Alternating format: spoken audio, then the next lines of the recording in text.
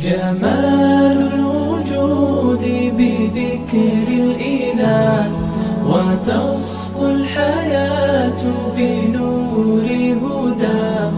جمال الوجود بذكر الإله، وتصفو الحياة بنور هدى. وتطلب نفس له طاعة، ويبلغ سعد إلى منتهى. فؤاد شغوف إلى ربه أحب.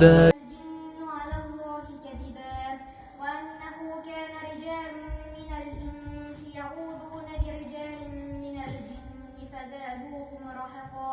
رضاه أحب لقاه يظل